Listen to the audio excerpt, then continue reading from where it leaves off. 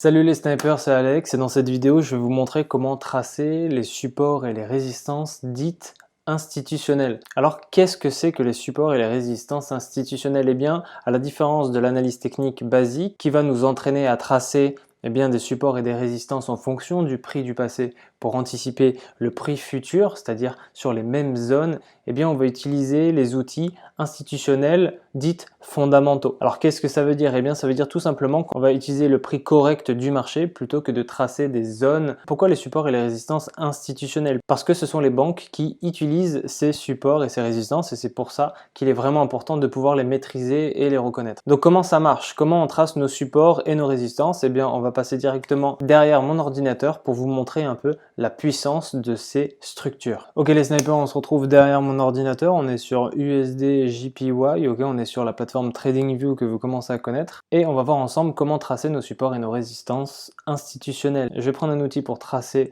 mes résistances et mes supports. Donc là je suis sur un graphique de daily, c'est-à-dire que par exemple ici je vais tracer mon support, d'accord? Je vais tracer mon support ici et je vais tracer aussi un autre support ici, d'accord? On va dire que ce sont des zones, et donc ça, ce sont nos supports classiques, d'accord? Ici, on va utiliser les supports et les résistances institutionnelles. Alors, en réalité, tout se passe ici. Donc là, je suis sur USD JPY et vous allez vite comprendre de quoi il se passe. En fait, les supports et les résistances institutionnelles, tout simplement, ce sont les prix fixes du marché. C'est-à-dire que là, par exemple, vous voyez 115, ok, 114, 113, 112, 111, 110, c'est bien ça, ce sont des supports institutionnels, tout simplement. Alors, comment on les trace? Eh bien, vous avez juste à prendre votre support, à aller directement dans les paramètres et à taper 115 et il se met directement sur votre support. Et vous pouvez faire ça partout. Alors, c'est ce que je vais faire. Donc, c'est hop, c'est à peu près. Et si je fais ça à chaque ligne, en fait, vous allez vous rendre compte que le prix du marché, donc le cours du marché, va se frapper au prix directement. Et c'est en ça que c'est intéressant, c'est que ça va nous donner une autre vision un peu plus précise du cours du marché. C'est aussi simple que ça et en réalité, il n'y a pas plus à savoir. Alors si vous voulez d'autres supports institutionnels un peu plus précis, je vous invite directement à zoomer, d'accord, à zoomer sur le prix du marché. Et vous voyez qu'ici, par exemple, là, ça va être plus simple pour vous indiquer un support. Vous voyez ici, alors moi, je vous invite à tracer des zones, hein. Ça va être plus simple. Mais vous voyez qu'ici, bien le marché ici se frappe à ce prix, à cette ligne clé, à ce support et à cette résistance majeure clé institutionnelle. Vous voyez qu'ici, si vous voulez un peu plus de précision, vous n'avez qu'à zoomer et là vous avez d'autres supports institutionnels, d'autres structures institutionnelles, 114 500, 113 500. Généralement on les trace de 500 en 500. Donc ce que je vous invite à faire, c'est de choisir une autre couleur, voilà, et de faire les interstices comme ceci, tac, etc., etc.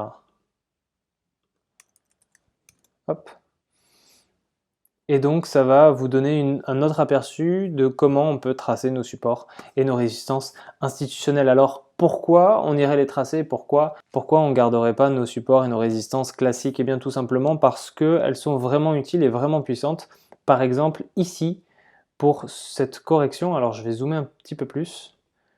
Par exemple, vous voyez qu'ici, par exemple, on a eu une structure, d'accord, ok, on a eu une poussée, ok, et là on a eu vraiment une correction, d'accord, et une autre poussée. Et bien cette correction, elle a tapé un niveau clé, ok, un niveau institutionnel, le 112.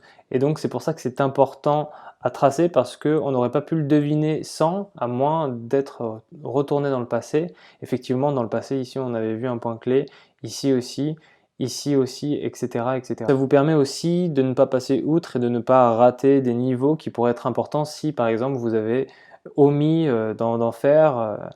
C'est assez important. Vous voyez qu'ici sur le 111, eh bien la correction a fini par rebondir. Donc ce sont des niveaux clés qui sont importants. Généralement les traders professionnels les utilisent, les banques les utilisent, ils sont super importants. Donc moi je vous invite à garder ces supports institutionnels et faire à côté votre analyse avec vos supports type en zone, parce qu'ici ce sont des lignes, donc je vous invite à faire vos niveaux en zone, comme ça vous avez une meilleure compréhension, une meilleure visibilité du marché.